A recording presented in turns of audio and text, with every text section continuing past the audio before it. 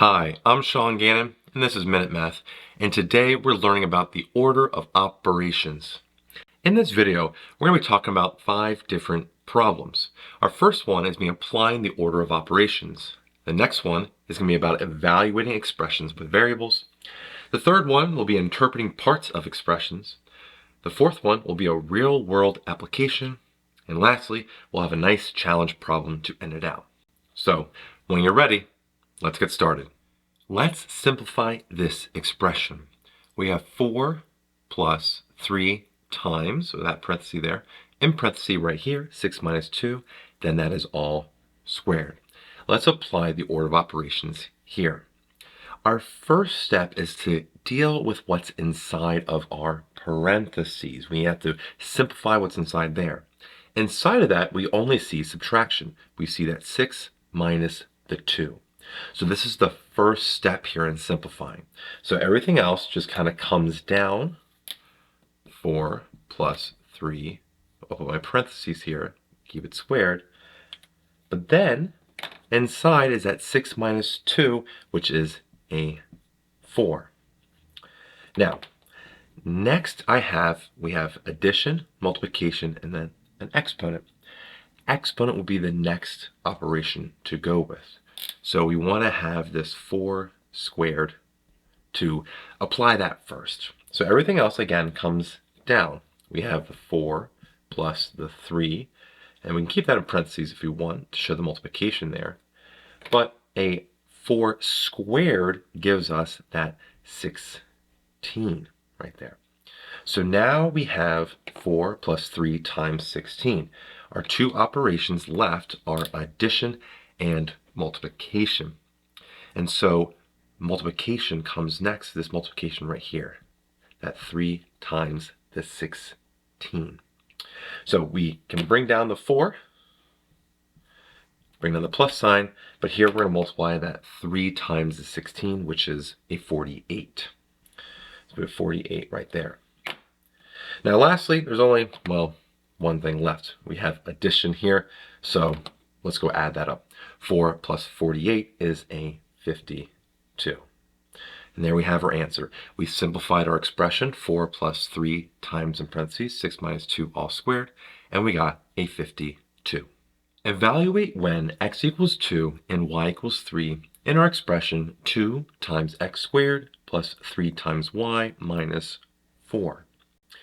Our first step here is to substitute our x equals to be 2 and y equals to 3 into our expression.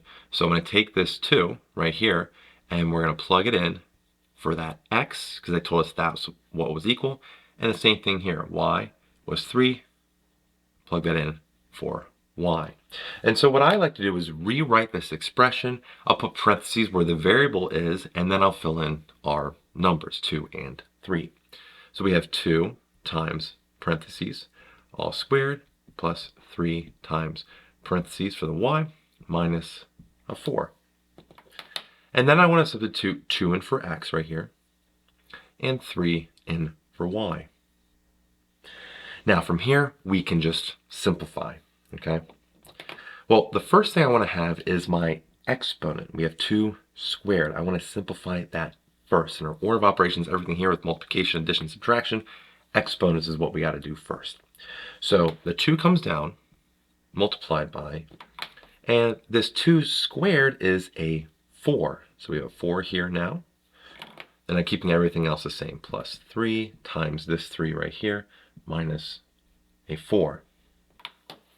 Our next part here is I have multiplication, addition, and subtraction.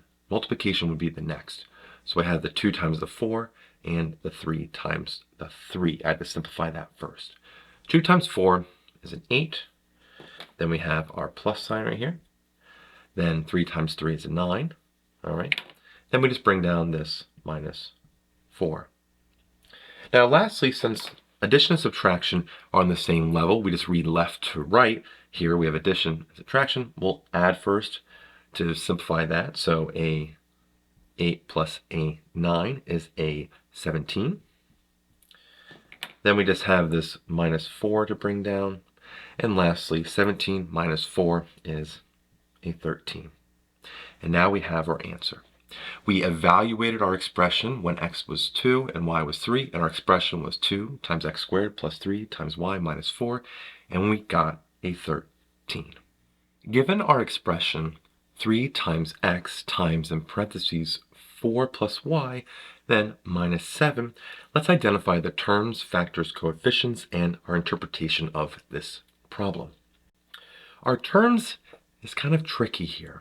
Our first part is really all one term. It's all being multiplied. You know, it's kind of long. It's all one term together. At least that's how I like to group it there. So our first term is going to be all of this 3 times the x times the 4 plus y in parentheses. And then our second term is just this negative 7 on the right. All right, separation by this subtraction going on, or adding a negative 7 if you want to think of it that way. The factors here, a little different. We're going to think about the multiplication part here. And each part is a factor that's being multiplied. So our factors are 3, are the x, and then in the parentheses, all of that, the 4 plus the y. Now I want to talk about the coefficients. The coefficient here is what's in front of the variable, and that's just going to be this 3. And lastly, our interpretation here. We're going to take this 4 plus y and we're going to treat it as a single grouped value, all right? Treat it together in that parenthesis. And that's being multiplied by the 3 and the x before we then subtract by the 7. So we're treating this as one value, the 4 plus y, multiply it by the 3 times the x first, then whatever's there, we subtract that by 7. So now we had our expression, 3 times x times 4 plus y minus 7, and we identified the terms, the factors, the coefficients, and we interpreted this expression. A rectangular garden has length equal to 5 times 4 and width equal to 3 plus 2 times 4. What is the perimeter? Well, let's get a picture of this. We have a rectangular garden, not drawn to scale, and we have our length here and our width right there, okay? And the perimeter, our perimeter formula is going to be equal to 2 times our length plus our width values, okay? So let's go simplify each one, our length and width, and then we can use our formula for that. So our length here is equal to 5 times a 4. And, well, 5 times a 4 is a 20. So we have our length here of 20. Now our width. That's equal to 3 plus 2 times 4. Our order of operations tells us that we have to have our multiplication first. So we have 3 plus 2 times 4 comes first, which is an 8. And then 3 plus 8 is an 11. And so our width here is equal to 11. So now we can apply our formula. P is equal to 2 times length plus width. And we're going to substitute our values, 20 for our length, that's our L, and 11 is our W, which is our width. So we rewrite this here. We can go P equals 2 times, and for our length right there, we have a 20, and for our width right here, we have 11. Now we have to simplify first inside of the parenthesis. So we have our perimeter is equal to 2 times, in the parenthesis, 20 plus 11, which is a 31. And then lastly, we multiply this out. 2 times 31 is a 62. And so the perimeter of our garden is 62. We weren't given any units. We can put that here as just units afterwards, since it wasn't really given to us.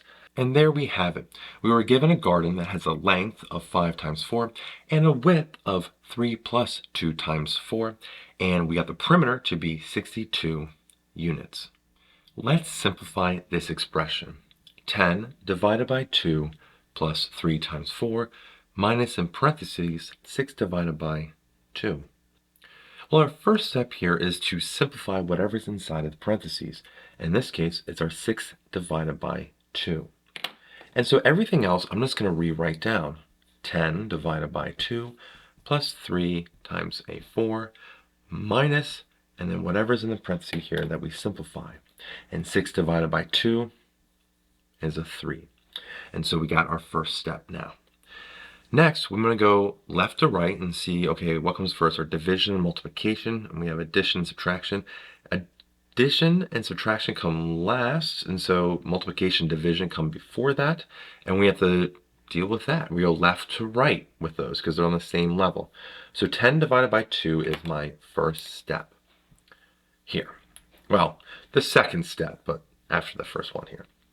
So 10 divided by 2 is going to give me that 5. And then everything else we're going to bring down. Plus 3 times a 4 minus this 3. We don't need the parentheses anymore. If you wanted, you could have done this multiplication at the same time because it was separated by a plus sign between the two. But for this, I didn't do that. I'm going to show each one individually. Then from here, like I said, we have multiplication. That's our highest order. So multiplication comes first there. So we're going to bring down everything else. The 5 comes down, plus then the 3 times a 4, which is a 12. Then I bring down the minus 3. Now we're left with just addition and subtraction. We go left to right here, whichever one comes first, and that's going to be addition.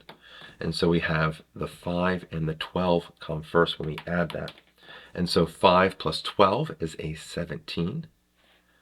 We bring down this minus 3. And lastly, we just have subtraction left. And 17 minus 3 is a 14.